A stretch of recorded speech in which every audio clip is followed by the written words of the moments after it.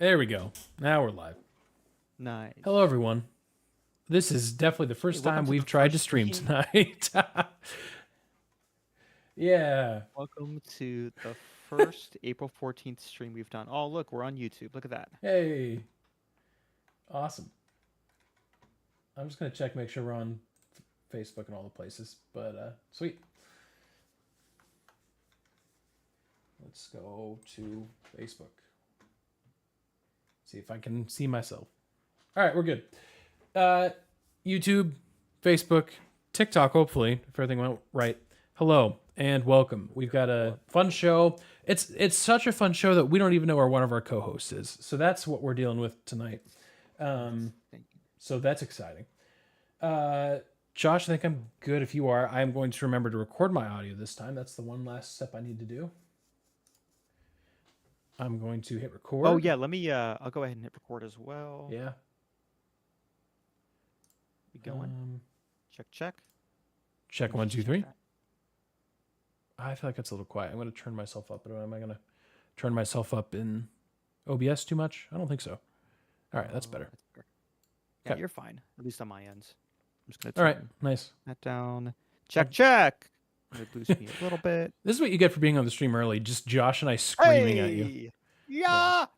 The amount of times when I'm sound checking a preacher and I say, "Hey, give me your loudest. Give me what you think you're going to be the loudest." Right. And they go, "Hey," and I'm like, "Okay, I can't do anything with that." Yeah.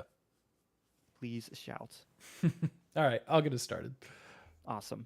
Oh, hold on. Welcome to the Fifth and Goal Sports Podcast.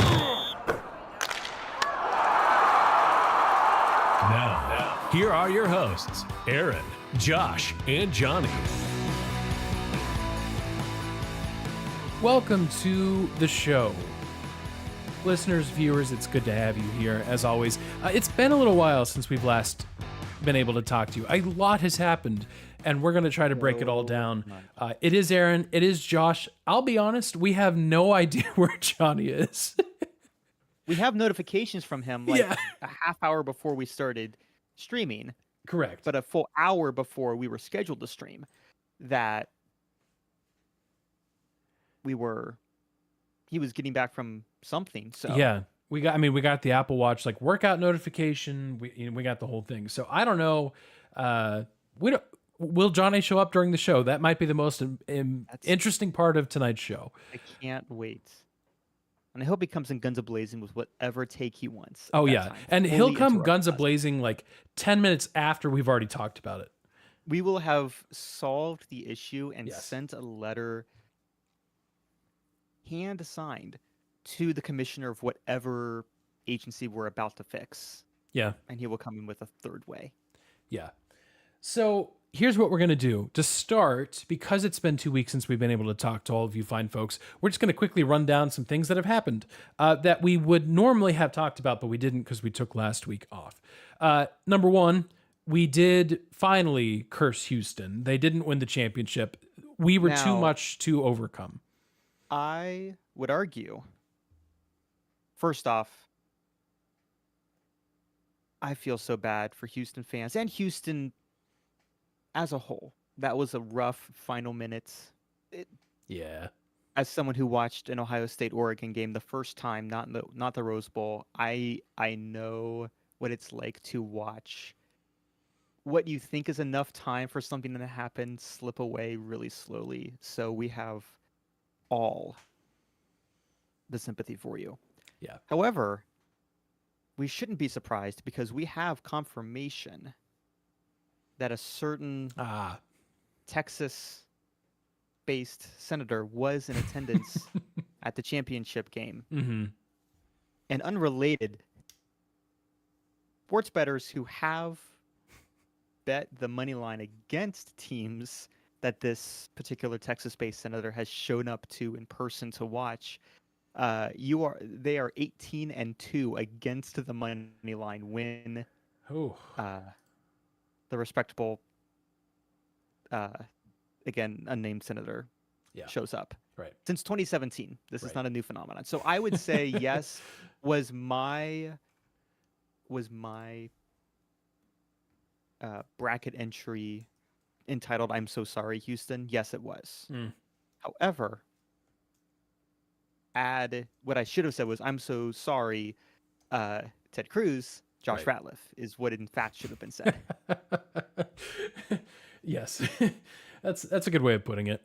Yeah, so that happened. Good for Florida. I mean, they stuck it out. Obviously, they were down 6 points with less than 40 seconds to go, and they found a way.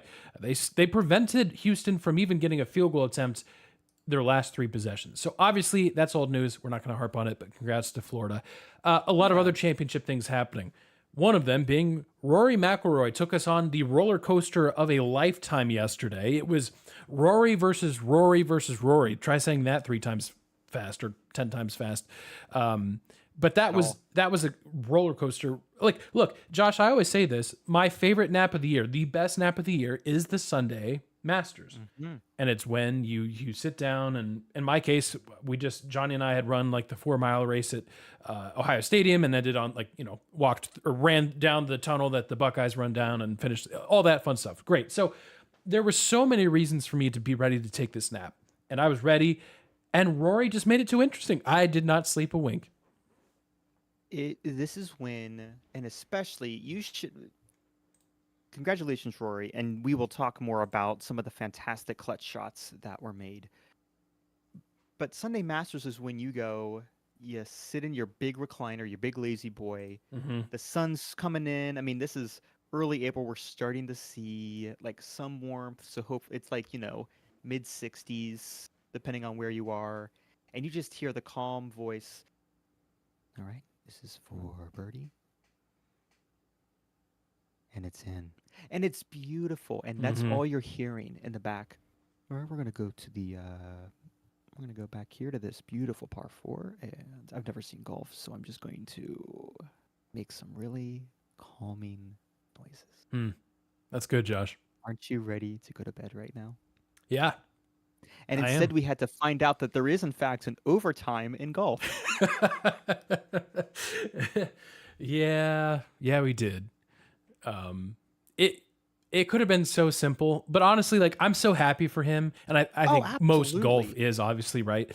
But in some weird way, this does seem like the right way for him to win a Masters, like fighting against himself the whole way through. Like, by the way, in the process of like bad shots where end up in a creek, and I think on 13, he hit that shot like bent it around a tree on 15, like just one of the best shots you'll ever see. Yeah, grabs a 3-iron and crushes it in a way that every dad like tells you about. That shot that he tells you about when he comes home, and it's the shot that he thought he made and he Right. didn't. Roy actually made it. Yeah, no kidding. So that was amazing. So shout out to him. That was a great tournament. I should have taken my nap on Saturday, but I could not take my nap on Saturday, Josh, because I was also at Ohio State for the spring game. So that happened this week, and a lot of schools did. Well, I shouldn't say a lot of schools did a spring game, because very few actually did a spring game. We have moved into spring, somewhat open practice, probably not televised season. And it's interesting because the fans are, unsurprisingly, a lot less interested in that. Notably, I'm sitting there having been to many a spring game, and Johnny's right there with me. We're watching the game, and still a lot of people, but only the lower deck was full for Ohio Stadium. I mean, usually there's 80, maybe bordering on 90,000. I think they said the Yeah. number was 50,000 this year, because there was a lot of questions up in the air. Will this be a spring game? Will it be a spring showcase, is what they were calling it at one point. So it's interesting that even that is, again, not that that's the most important thing, but we have now learned that fans are far less interested in a showcase than they are a game. So whatever. I will say real quick, Buckeye plug as a Buckeye fan, just quick thoughts on what I saw. Julian Sayin, I thought, looked easily the best in terms of quarterback play for the Buckeyes. Right now, it's a quarterback battle between him and Lincoln Kienholz, which was interesting. Lincoln Kienholz actually got the first drive, but it was Sayin that got the 2-minute offense at the end of the game. I thought Sayin looked a little bit more comfortable, was making throws vertically down the field. Again, I haven't watched practice. I don't know what's happening. I'm just saying what I saw with my eyeballs for a glorified scrimmage.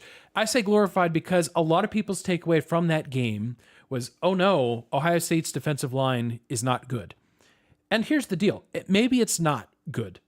But I'm here to tell you, don't base that just off of what you saw in the spring game. Because what I watched when I watched line play is I saw the defensive line kind of move as they normally do, try to close the pocket. But anytime the pocket got remotely close to encompassing the quarterback, the defensive line kind of just pulled up and said, all right, we're good. Obviously, that was intentional. And obviously, all the quarterbacks are wearing their black jerseys. They're not getting touched. Jeremiah Smith was not touched. I don't think this game, which, duh, right? But what I'm basically saying is I'm not sure the defensive line play is as bad as maybe the spring game showed. Now, it may be a problem. There's a lot of good players that were there in Ohio State, in Columbus for a long, long time that are no longer there. So of the position groups, it maybe is a question mark. But if I'm a Buckeye fan, don't totally freak out yet. Now, if Texas, when you play them in week 1, when they run for 400 yards, then you can start freaking out. But for right now, don't overreact to what you're seeing in the spring game. I think that's all going to be fine. So that's my quick overview from the spring game. The one of the few that are actually left that's a game that is on TV. So that's probably a discussion for another time, but that's where we're at right now. I'm glad that was the most controversial news of the. Well, I guess you will get to that, but I'm glad that was the only, True. mildly controversial news of the spring game season for all college football teams. Correct. Very happy that's the biggest piece of news. Yeah, you're right. You're right. Anyway, continue with the other piece of news because there's something else Yeah. related. Right. Let's go straight to hockey. Actually, Okay, let's go straight to hockey. Josh Ovechkin grabs that NHL goal record that happened a week ago. He added an insurance goal against the Blue Jackets yesterday, but we'll maybe talk about the Blue Jackets here in a little bit. But pretty wild. I mean, I was thinking about this really since we've started this podcast, which has been 4 years ago now at this point. Basically, we've seen now the NBA scoring record fall, and now we've seen the NHL goal record fall. So it's pretty wild that we've seen both of these things in such a short time period. So shout out Alex Ovechkin. He did it in exactly the same number of games as Wayne Gretzky. Obviously, Gretzky has the assist record. But if we're talking about this record, and I understand, we all understand that Gretzky's the GOAT. yeah. We don't have to play this game where we're like, when Ovechkin tops the record, oh, well, Gretzky has 1,000 assists. Yes. That's not what we're talking about. His own joke was that he wasn't primarily a scorer. Yeah, right. He started these guys chill out. It's fine. He doesn't care. No, and he was there. He followed Ovi around to his last few games until the record was broken. So that's a great move on Gretzky's part, and that's an incredible record. Because this time last year, Ovechkin is injured. We're not even sure how many games he's going to play, and he went off this year. The Capitals are outstanding this year. They've already locked up the number 1 seed in the Eastern Conference as we head into the NHL playoffs this weekend. So that is quite the record. So that's basically the quick rundown of things we missed from being off last week. Other than some of the drama, Josh, that you mentioned. I'm not the only person in a city with drama related to a person named Nico. Aha. Yeah, who'd have thought? If I had a nickel for every time someone with Nico was Nico ruined a sports the aura of a sport as a whole. I have 2 nickels, which is not a lot, but it's weird that it happened twice. That's exactly right. So I'm assuming you, listener or viewer, you have seen the news in sports. You know generally what's happening, but we'll break it down just a little bit. And this is probably where we would have a nice long Johnny rant, and maybe we'll still give him that opportunity whenever we see him next. But here, the bottom line is Nico Iamaleava. That's another one you could say 3 times fast. He was being paid by Tennessee in NIL money, $2.4 million. He said, well, or his, I'm not going to say his agent, but his group, whatever you want to call it, said, we'd like Nico to be paid, or maybe it was just Nico. I'd like to be paid $4 million. So until I see that amount of money, I'm holding out of practice. I'm not showing up to spring workouts, stuff like that. And Tennessee made the decision and said, well, have a good one. We'll see you later. Get out of here. I don't know what tone of voice that conversation went to, but that's what they did. Josh, I'll start with this because there's so many facets you can get into with this situation. There's a lot of people online whose first take is, oh, yeah, good for Coach Josh Heupel in Tennessee. That's a big win for them getting this guy off their roster. Well, on one hand, it's a good move and the correct decision made by Josh Heupel. It is not a win because you lost your starting quarterback who is not right now, but could be a star player moving forward. And he's gone. Yeah. Tennessee does not win here. I think that there's a difference. It's splitting hairs a little bit. They made the right decision. They set a good precedent for college football, but they didn't win. They held their ground. Yeah.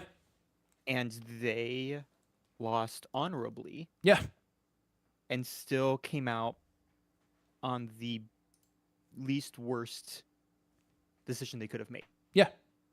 Because and this is what you're hinting at, if Tennessee goes, you know what, you're right, we're going to find another rich booster to funnel another 1.6 million through your NIL funds. I'm sorry, 2 points. Oh no, I was right the first time. I don't do math. This is why I would have if Tennessee got their math guy. If Tennessee got their CEO of math out there, I'm assuming they have a math program, and said, "Hey, what's 2.4 million plus 1.6?" And they would say 4 million. I didn't even have to think about that. And they paid that to Nico. Without saying it enables, it does set a precedent of you can negotiate this stuff. And are there backdoor negotiations? Yes. But now you've set the precedent that you can openly negotiate as if you are Magic Johnson and you are, negotiating the rookie contract. And that's okay because that guy's a pro or was a pro when he was playing and he can negotiate aggressively. We don't really talk a ton about pro players and their salary things. I mean, we'll touch it occasionally, but it's not really, if we ever have a negative view of something, it's more like, it feels like everyone's just being kind of unwise, and then we kind of move on our day, because at the end of the day, NFL, NBA, all those, it's businesses. That's fine. We understand the products. We know that's part of the deal. You'll occasionally, every decade or 2 decades, you'll have a strike for half a season because baseball's having one next year, agreement by the broke way. down. Spoiler alert. Perfect. Mark your calendars. Hope I'm wrong, but I think the White Sox are preempting that. But then they're getting ready for it anyway, so had to. But when it comes to NAL money and college, while allowing for the reality that players should be able to receive the monetary benefits that come from their notoriety from things like sponsorships and endorsements,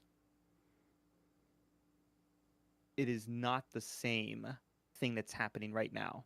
We are seeing in this current era of unregulated NIL, and I hope something's, if California could do a cool thing and make a new piece of legislation. Well, there's actually one in work. I think it's with the House right now. Now, when they get to it, who knows? But there actually is legislation. Because, Josh, to your point, because what's happening is, yes, our vision of NIL when we got into this is, those autographs that you're signing and people are making buku bucks off of you and like jersey sales and all that, you should get a pice of that. That's what I think we wanted NIL to be, and that's not what it is. Because what is happening is basically how. Maybe you're asking yourself, well, how does Nico just say, oh, I would like $1.6 million more money? How that works is basically they tell Nico, hey, Nico, do this autograph session. I'm going to even say this in air quotes. Do this autograph session. That's worth $4 million. It's not. We all know that. No person, maybe outside of like LeBron, can do an autograph session that's worth $4 million. But that's how they're getting around it, right? Because technically you can't just straight up pay players, even though that's basically what's happening. That legislation would basically say, hey, if this independent third party looks at this and says, oh, well, that autograph deal, that's definitely not worth $4 million. That's not good. That's basically what this legislation would introduce. Again, we'll see what even happens with that. That is a probably long-term solution for an immediate problem. But yeah. But going back to what you said at first, I do give a lot of credit. Again, Tennessee does not win here because they lose their starting quarterback. It's as a lose-lose. But I give them a ton of credit because you're right. If they had caved, how many players are we talking about around college football that would have said, oh, look what just happened there. I'm going to try the same thing. And the spring transfer portal window just opened. So if they don't like the answer they're getting, they might hop in the transfer portal too. It's kind of a mess. And why there's a spring transfer portal? Someone, if you know the answer to that, I'm being honest, because I don't know. If you out there listening understand why there's a spring transfer portal window, let me know. Comment on this video or comment on Spotify or do something. Let me know. Help a brother out. To be good. Like I understand. Like I partially understand the fall one. Yes, because it's supposed to be after regular season, and it was in between semesters. It was done it was supposed to be in between semesters, and it was pre this extended playoffs. So like, we talked about this already. It's okay. This spring one, we just had one. Yeah. Did something go that drastically bad that now you have to go to Colorado? The answer is no.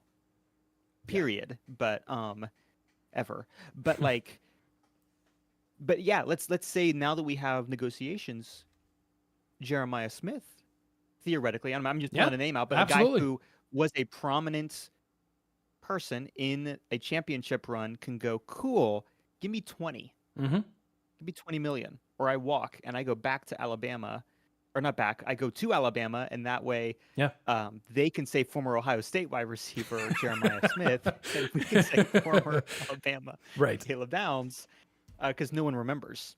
We need to remind them. Yeah, that's true. I hope they bring that back next season. Even though he'll have played. Yeah, he's already played. Anyways, yeah.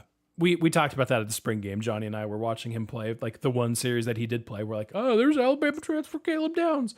Yeah. Now, here's the kicker on all this. It's all wild. Mm-hmm. It's all unprecedented. It's all just generally kind of bad and sad for the sport of college football. Potentially for Nico's career too, right? Like this is probably not a decision he arrived at independently. I think there's people in his corner that are giving him a lot of bad information. One of the kickers is, according to Josh Pate, who is one of the most credible college football sources out there, this negotiation started prior to the college football playoff in which Tennessee was playing at Ohio State. Because with the thought process being Nico's NIL deal was for the number of games Tennessee played, which I think at that point prior to the playoff was 12. Well, now they're in the playoff. He could play as many as 4 games. He's not being compensated for those games. That's at least what the thought process, or people are saying the thought process is on this. Now, I need to remind you that Iamaleava was 14 for 31, 104 passing yards in a 42-17 loss. Obviously, his team can't play defense, but he was not good in this game. Nobody was really for Tennessee. His QBR for 2024 is tied for 36th. And not that we're always using QBRs, but like it's a 70. Yeah, he wasn't a star. Not worth $4 million. I don't think he's going to find $4 million in the transfer portal where he is now. No. No. Now, another kicker is that apparently he has now hired an agent. And I'm like, he has now hired an agent? You were trying to do this negotiations without an agent? I mean, I don't think you should do this anyways. You save money. You save money if you don't hire the agent. You're right. So much off the top. Yeah. I guess maybe that's the thought process. So anyways, there's all different sorts of comments about this. Like, it is a truly wild situation in which no one is a winner. You, the fans, us, the fans, the college football fans, we might be the biggest losers out here because we're dealing with this just ridiculousness. But I'm not, when I say all this stuff too, I'm not trying to like defame Nico's character, anything like that. Like, I don't know the man. And I'm not saying this is like that. What I am saying is this is just a really dumb decision by a 19-year-old. There's people out there saying, well, we're being way too harsh on a 19-year-old kid. Yeah, we probably are. But when you give 19-year-old kid $2.4 million, I'm sorry, it's not a kid anymore. It's a professional I can't athlete. imagine I'm that much better Fair or in not. his position. Yeah. Yep. So Tennessee is going to try and figure out what to do next. Now, like I said, the spring transfer portal just opened, so there's all sorts of thoughts on where Nico will go, how Tennessee will do at quarterback. Will they be aggressive and try to pull like a South Alabama quarterback out of the portal who had a good year last year, or will they go knocking on doors of quarterbacks who are already maybe even in starting positions and say, "Hey, we suddenly have $2.4 million available." Yeah, we had. Yeah. Man, I'm sorry. I was just looking. dumb. Lang had a thing on ESPN of like all the potential quarterbacks. And I'm like, oh, this could be. I was just looking. Oh, hey, Yeah. has nothing to do with anything. I just saw it, and my mind went, ooh. Mm-hmm. Great ends to the segment. I'll add one more comment by College Football Nerds. Great follow on Twitter. You should follow them at CFB Nerds.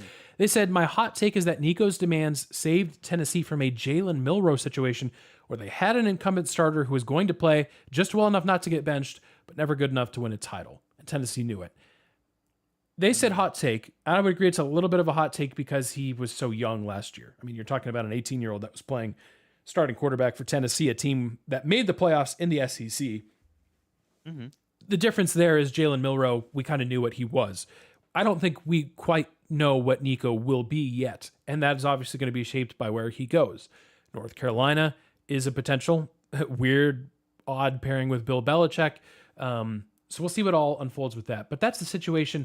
And I know there's a lot of different views. There's a lot of different, even just aspects through which you can look at this situation. So if you have your own thoughts, if you agree with what we said, if you really disagree, again, let us know in the comments. If you're watching on video, you can throw something in the YouTube chat or Facebook or whatever on demand. Or I know on Spotify has comments. I think Apple Podcasts does that too. So we'd love to hear your thoughts. And we'll talk about it probably again next week a little bit, just because I feel like the dust hasn't quite settled on this. We're still kind of reeling from all of this as a college football committee, if you will. So that's where we're at. Nico's in the portal. And now, John, I almost called you Johnny. I stopped myself. Now, Josh, it's time to talk about, the other Nico. Sometimes the guys make picks based on their vast knowledge of sports. Sometimes they make picks based on vibes. To me, North Florida is either losing their first game against Austin Peay by 1 billion, or they're winning the Atlantic Sun and making a Sweet 16 run, and there's no in between. There's no in between. Either way, they're probably going to be wrong. It's time for Picks of the Week. It is time for Picks of the Week. Josh, the reason I made a bad segue there is because for Picks of the Week, we are diving into a NBA playoff discussion, because that's what we're going to be picking this week. But before we get into that, I need to recap where we are at with what we picked the last episode and our current scoreboard. So 2 weeks ago, we picked a random UFL game because of course we did.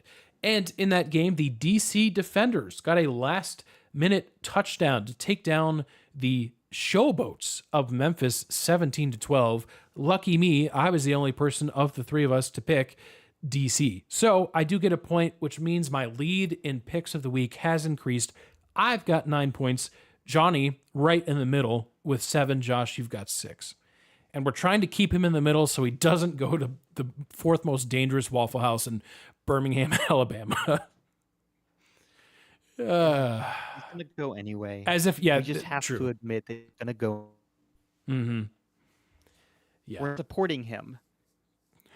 We're not having the logins to live stream his death, but there's nothing wrong with Birmingham. We're taking him to a dangerous part of Birmingham. Right.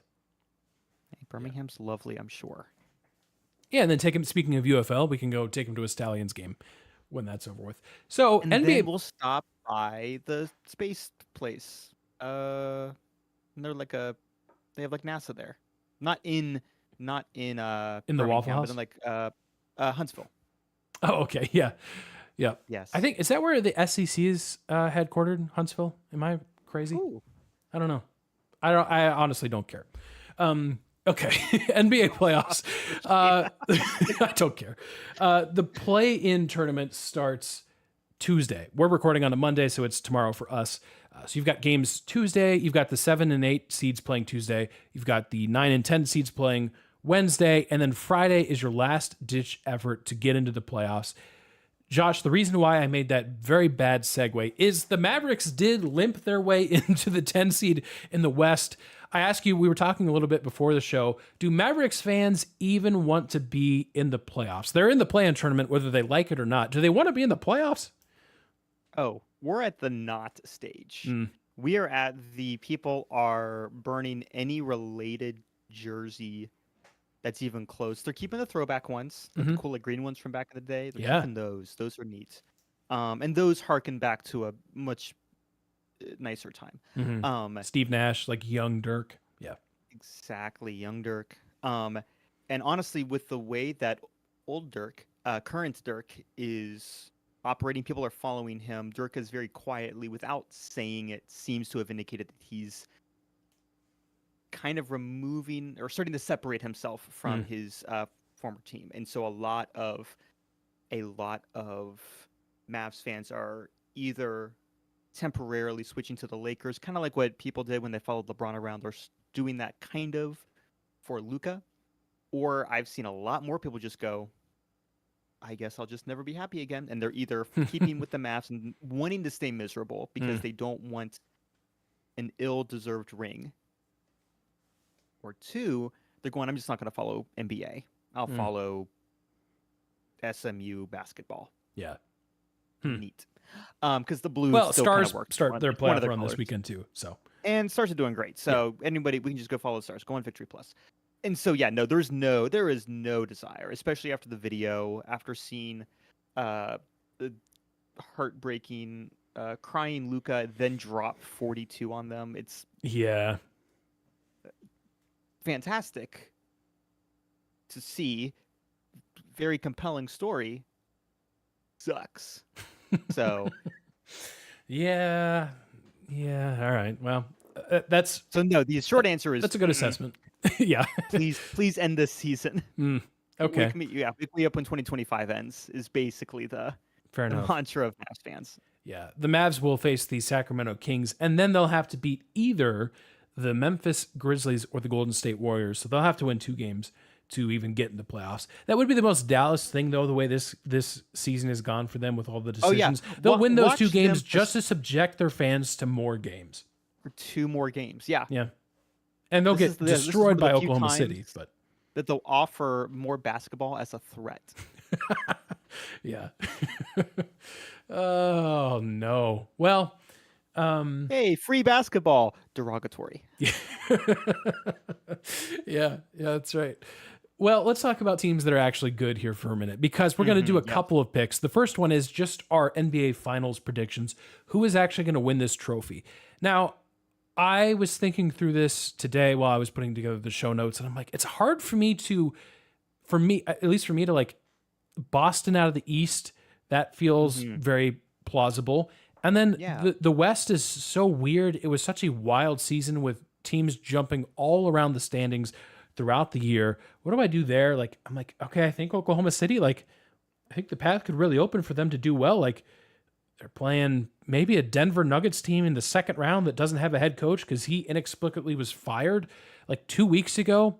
Denver's the 4 seed, mind you. So that may be another conversation we have next week when we get to see this team in action for a game or two without their head coach. So that's a whole thing. So I've got a very boring answer, but then I looked up the Vegas odds, and Vegas totally backs me up. The Celtics are like plus 200, plus 180-ish. That's about what the Thunder are. You've got the Cavs who are sitting there at like plus 600, and then everybody else is plus 1,000 or higher or lower. I don't know how that works. Worse odds.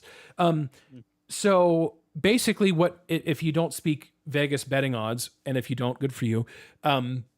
What they're saying is, it's the Celtics or the Thunder's playoff run to lose. And if anyone outside of the Cavs makes a big run, it's going to be really surprising. So I've got a very boring answer, Josh. I've got the Boston Celtics actually repeating. I don't necessarily want to see it, and I'll explain why here in a minute, but I do have the Celtics repeating. They've kind of flown not under the radar because the Celtics are never flying under the radar, but they weren't the team this regular season to rattle off like 16 straight like the Cavs did. They went through their own bumps as any kind of playoff or any NBA Finals winning team does in the regular season. But now this is where I fully expect them to fully turn on the switch and really turn it on into gear. And like I said, I'll explain here in a minute why I think the Celtics path to the NBA Finals looks so good. I've got the Celtics over the Oklahoma City Thunder. Yeah, I'm going vibes. Yes. Right now I am in the position to continue to support the nothing results that we're trying to keep Johnny in. And so I am very happy, and I know that You're Done It. Listen, it's also like $15. I can buy my own You're Done It. I won't out of principle, because if I am arbitrary and capricious about anything, if I'm not arbitrary and capricious about things, it's about our rewards. But I do like my vibes, and even if it's gonna feel weird. And not that I necessarily want it, but I'll take Lakers over Cavs. Okay. I like what I've seen from the Cavs so far. I don't know what it obviously looks like post-season, post-LeBron, but I'll take this run. And then Luka just seems to be getting more and more comfortable in his position and his rhythms in LA, and I think they're in a good spot to have been getting hotter. So, they may not have peaked yet. For all these, yeah, exactly. They might still have some room to go. So, I'm happy to see them, if only for Luka and I guess LeBron to hopefully start nailing down some. Can we stop with the GOAT debate, please? I think it's over. And I think it would solidify the nail if he got at least one more. Yeah. But Josh, he's washed. He was under 25 points per game this year. He's washed. 24.4. Washed. Dud. Man. Embarrassed. I don't even know why we're talking about him. Yeah, I don't either. I mean, that's a good pick. I like it. The Cavs are interesting to me because they were so hot during the regular season until like the last month, and they've been playing 500 basketball just about.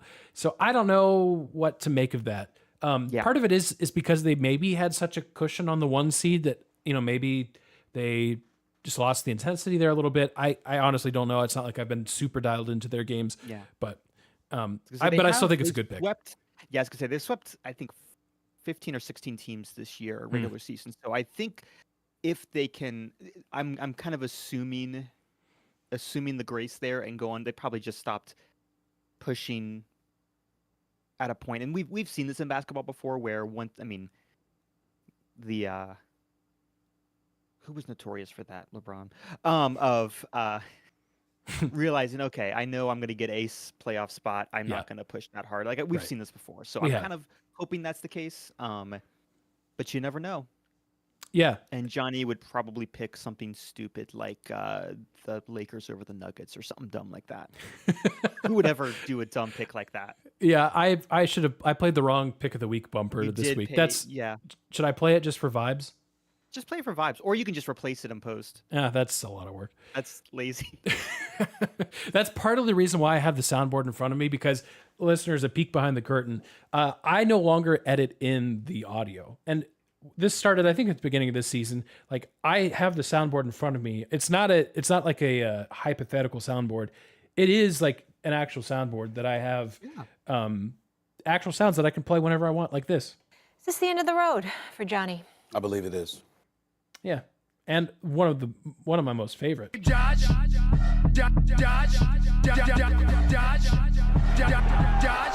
Yeah, so I just push a button and sounds play. So that's where we're at in the show. Yes, I'll talk about my team here in a minute. Before we get to that, Josh, the funny thing about the picks of the week is that we all actually won't get points until I think season 4 because the NBA playoffs is so long. So we do want to move some points into this season as well. So we are also going to pick the 7 seed Golden State and the 8 seed Memphis. They are playing a play-in game in Golden State. Now, I find it interesting that we have the same pick here because in my head, Memphis picking the Grizzlies, which is what I'm going to do, is a bit of a hot take because, well, Golden State's at home, Steph Curry, the whole gang, they've been to so many playoff games, they know what they're doing, they'll be fine, they'll win it. And they very well may. But that was exactly the situation they had on Sunday at home playing the Clippers, and they could have had a playoff spot and not had to bother with the play-in tournament, and they lost that game to the Clippers in overtime. So I'm gonna say a hot take: the Grizzlies actually win this game to become the 7 seed. I do think Golden State cleans up either Sacramento or Dallas. There's quite a gap between 7-8 and 9-10 in the West, especially. So I'm saying Memphis, just kind of more of a vibes pick, honestly. I'm circling through all of the teams in Memphis to figure out which one can get me points. Showboats didn't do it for me, so I'm moving right on next to the Grizzlies. I respect it. And then that's about it. I might stay within the state of Tennessee if these guys don't get me points, and I'll start picking Titans come football season. All right. So please, Grizzlies. Hey, please, volunteers, Grizzlies. underdog story. Memphis, this is it for me. If I have to stick with picking Tennessee things, don't let it end here, please. Yeah. Thank All right. Before we Johnny's leave this, probably picking Golden State because he wants to either gain a point or probably lose a point at this. yeah, you're yeah, right. Exactly. He's trying to. He can get 2 on you, 2 or 3 on you if he wants, but most likely I could see him tanking so that all he has to worry about is going to the 5th most dangerous Waffle House in Birmingham, Alabama. Yeah. Yeah, exactly. Before we leave this NBA playoff conversation, I do have to talk real quick. Give me a moment. Sorry, give me a little rant here about my Detroit Pistons because it's been a long time since they've been good. It's been like a decade. Josh is just straight up leaving the show as he should for this. Mike's gone. He's like, I'm out. I love it. This team has been so fun to watch this year. It's been awesome. I don't think they beat the 3 seed New York. They are the 6 seed. They check in. They're skipping the play-in tournament altogether, which is great.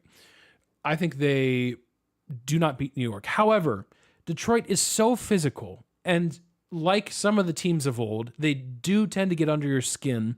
There will be so many technicals in this series. I do think Detroit will be extremely physical with New York, like they were just like a week ago when the Pistons won the regular season series 3-1. I think they'll be physical. I think they'll get under New York's skin. I think they win a game or 2. I think they make life pretty miserable for New York. I do think the Knicks eventually win, but then who do the Knicks have to play? Beat up. They have to play Boston, who I think probably sweeps whichever team they get out of the play-in tournament. So this may be a gift-wrapped team given to Boston, who, by the way, the Knicks were not good against Boston. In fact, I'm not even sure they won a game against the Celtics. They were not good against the upper echelon, like the top 2 seeds in the NBA this year. So that's a whole thing. But shout out Detroit. I hope you guys do well. I'm just excited for Detroit to be in the playoffs. And I guess the nice thing, while it would have been nice to play the Pacers probably, the Pistons are not going to get the 4 or 5 Eastern Conference NBA TV treatment. So that's exciting. All these games are going to be probably in the most prestigious time slots throughout the month of April. So that's kind of fun. So go Detroit, go Pistons, Detroit basketball. It's going to be a lot of fun. So that's my take on the Pistons. So yeah, that's picks of the week, NBA playoffs. They still doing that Wingstop deal? Oh, I don't think so. But Wingstop made so probably made much too much money on That it. was such easy publicity for Wingstop. Maybe it was like the reversal of the Wingstop curse or something. Like maybe that's a part of this. I don't know. If Wingstop realized they were the problem and went ahead and just pulled back, respect. Yeah. Do that for I don't know how you do this for a person, but like I don't know, start sending Nico Harrison some food, please. Thank you. Yeah, Dallas needs a very specific food sponsorship. I'll also say in this series, the Pistons Knicks, I think Jalen Brunson and Cade Cunningham are basically going to cancel each other out. So it's really going to be which supporting cast is better. And while I think most people would assume, and I think they'd assume correctly, that the Knicks are better suited for that kind of thing with Karl Anthony Towns and all that, the Pistons role players, if you want to call them that almost sounds insulting, have been really good. Malik Beasley was second in the NBA for most three-pointers made. So if you get the Pistons on the right night, they can put up a ton of points. It's going to be fun to watch. The guys spent hours scrolling social media, and they found some pretty dumb stuff. Now they want to talk to you about it. The real ones know that we would call it ooey pooey. Ooey pooey. R.I.P. to ooey pooey. Ooey pooey's the Got you. answer. I didn't even need to. Yeah, never done. mind. Good luck. It's time for What We're Following.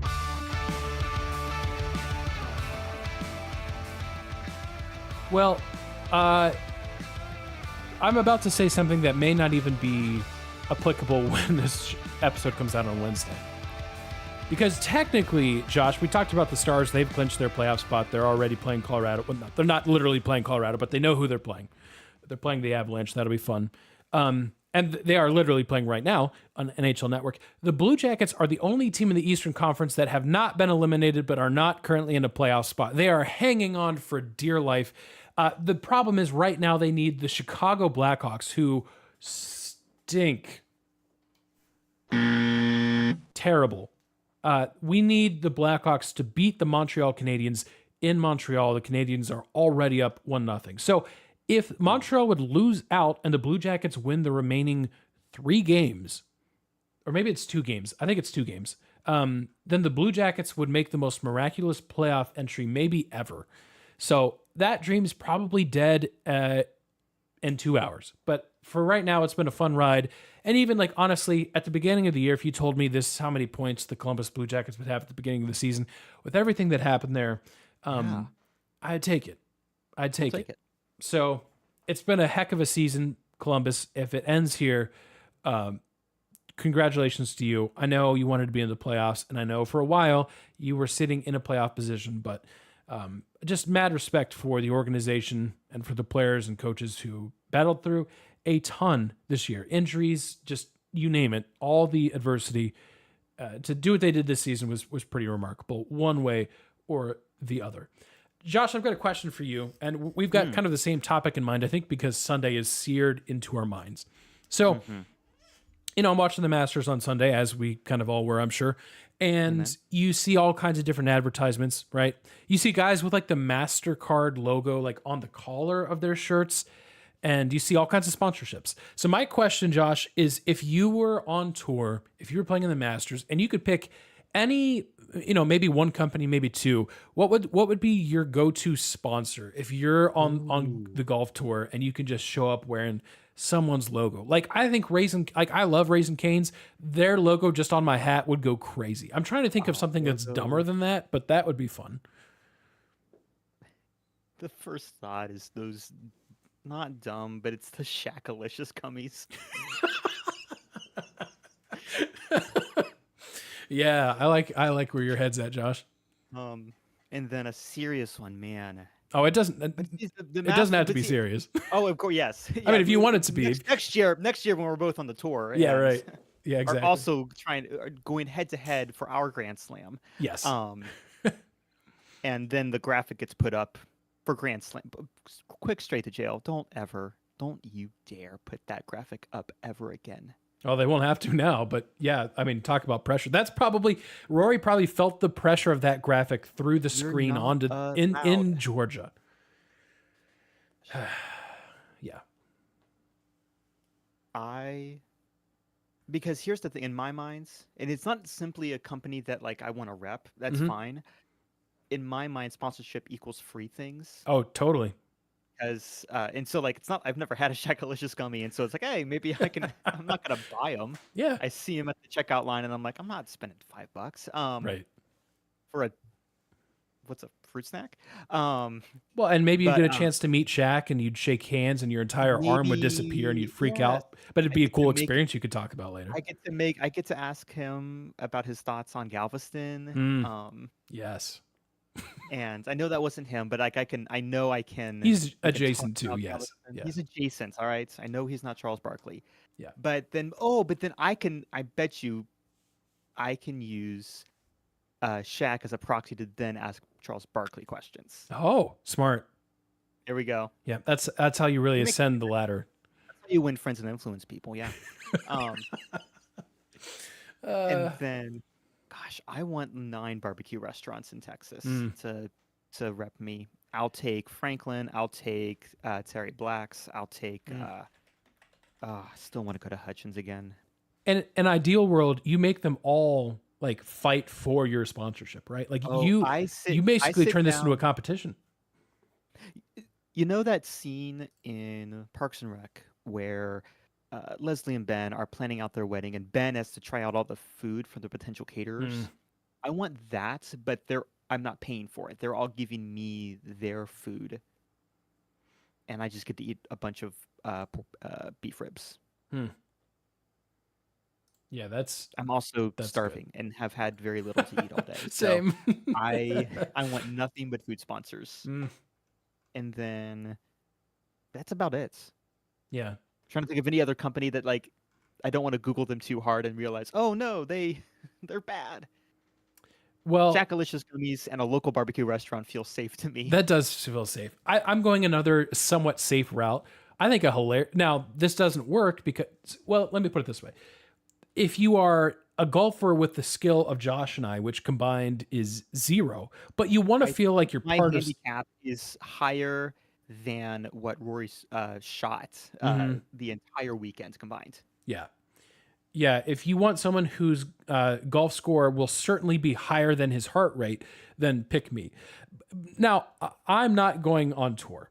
Jokes on you, my heart rate's 400. Yeah, it might be after. Out of 500 and died. Yeah, right. After what the Mavericks have done to you, I don't blame you.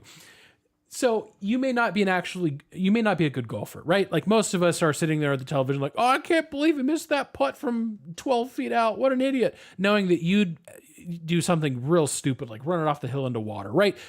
We're all great couch golfers, and in practicality, we're all terrible golfers, relatively speaking. So you are not going on tour. I'm probably bursting some dreams here, but you're not going on tour. But why?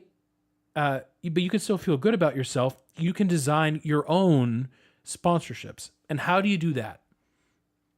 Because if you just go and you take company logos and you throw them on a shirt and you go play and pretend like you're sponsored by someone, I don't know what the legal ramifications of that are. Probably little because no one knows who you are. But let's just assume for this conversation that there's some legal ramifications. The solution, you get sponsored by companies that don't exist anymore. So slap a Blockbuster logo on your hat. Circuit City, throw that on the collar of your shirt. Well, here it's saying Polaroid is gone. Toys R Us, there you go. Ooh. A Toys R Us Find a sponsorship. vintage Polaroid, yeah. Yep. Now, I think technically they're not actually dead because as of this article that was in 2023, it does say some international stores still available. You know what? Radio Shack, that's a great one. Oh, be fun. Yep.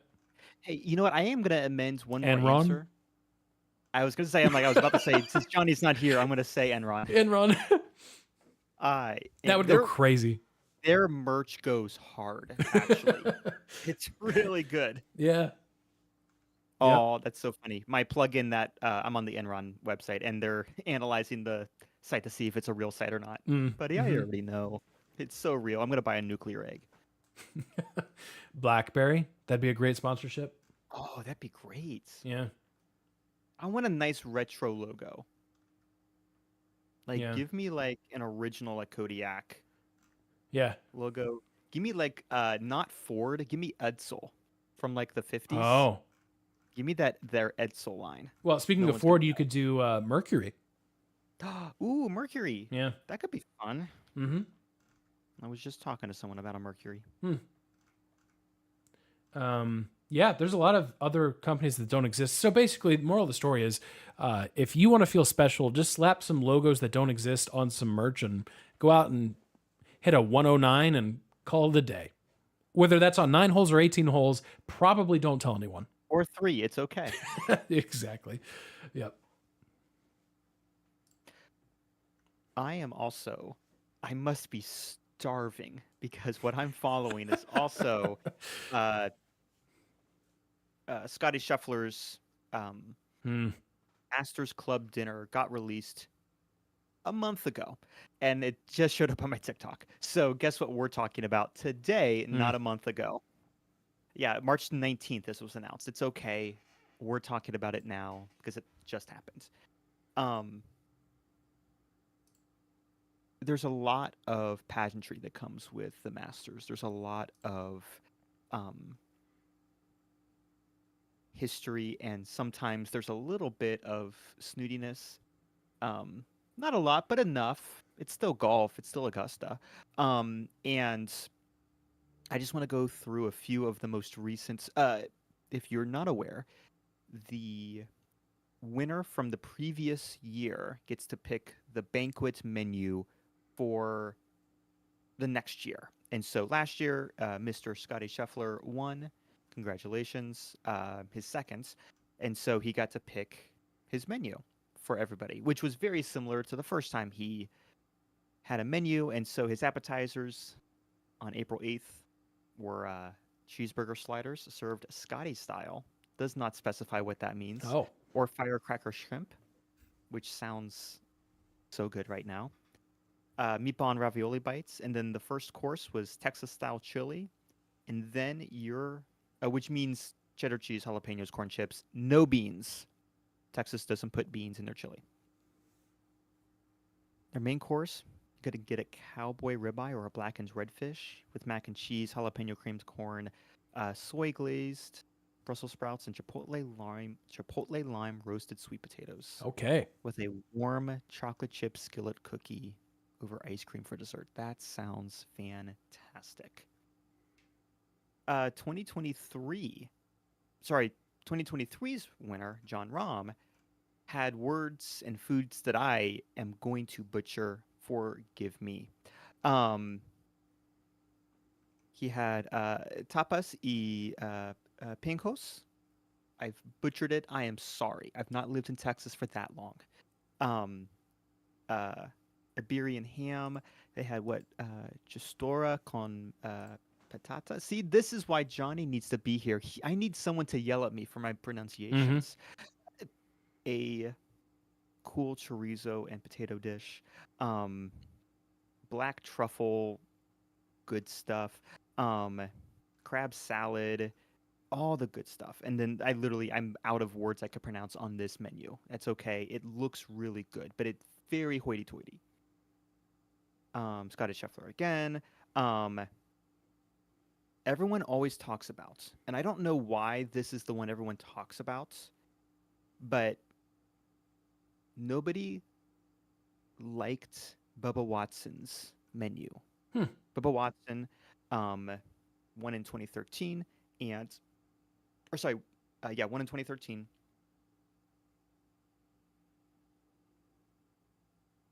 I'm sorry, 2012. I got a Because he's won reverse one. 2 or just 1? I believe he won 2. He won Okay. in I guess 12 and 14. Okay. And he had the same menu both times, which is why we will talk about this a little bit. People didn't like it. Uh-oh. For context, we just had all the fancy Iberian roasted pork things. And even Scheffler's was still very Texas, but you know, good. Mhm. Like what you might expect at a place like that. Hideki Matsuyama had assorted sushi, sashimi, sakiri, yakitori, chicken skewers, Miyazaki Wagyu, A5 Wagyu beef ribeye, Sashu daikon ponzu, some good traditional Japanese and Japanese fusion dishes. Dustin Johnson at 21 had a prime filet mignon with mashed potatoes and spring vegetables, Oh, or man. miso marinated sea bass, peach cobbler, and apple pie with vanilla ice cream. Tiger Woods in 2020 had an Augusta roll of tempura shrimp, spicy tuna, avocado eel sauce, tempura flakes. I'm going to keep saying all these things. Prime steak, chicken fajitas. So you're getting the vibe. Mhm. bone-in cowboy ribeye with herb butter and mac and cheese for Patrick Reed in 19. And then Bubba Watson, traditional Caesar salad to start. That's fine. No complaints there. Entree of grilled chicken breast with sides of green beans, mashed potatoes, corn, macaroni and cheese, cornbread.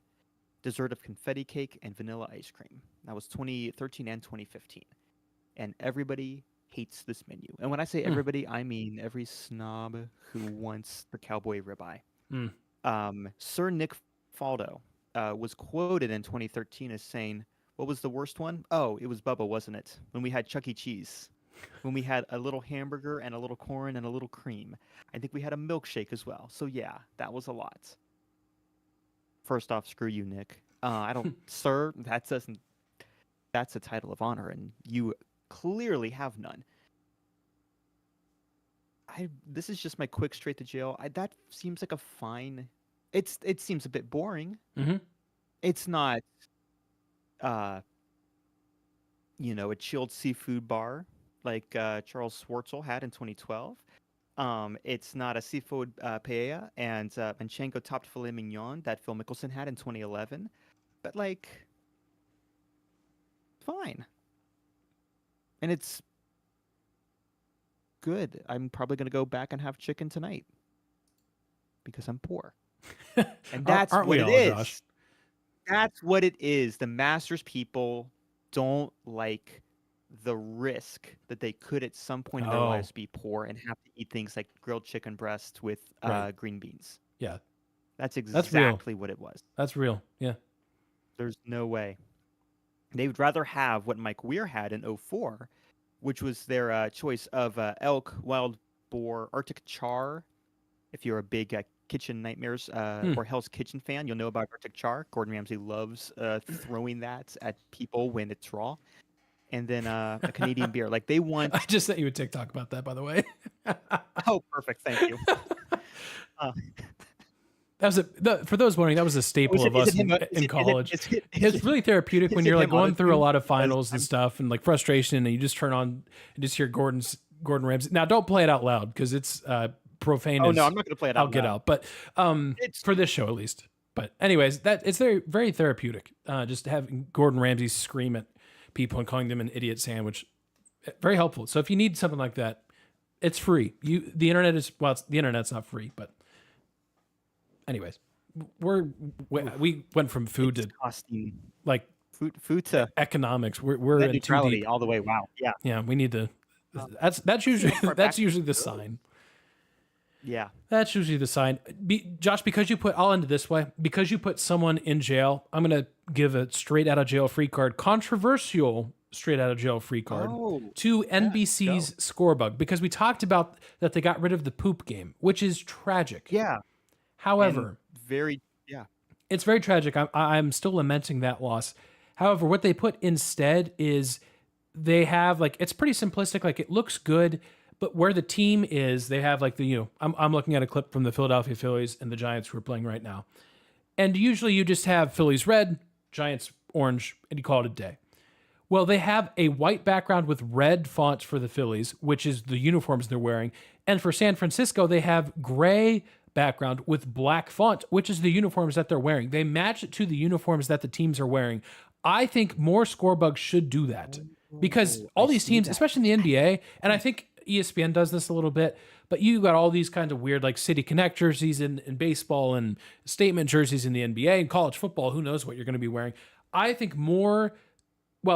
frankly, more networks should just get better Scorebugs to begin with, but I love that from NBC. So shout out to you guys. That's probably a nerd thing that only I care about, but it's clean. It looks good. I'm all for it. Matching your Scorebug to the jerseys that the teams are actually wearing. Bravo, NBC.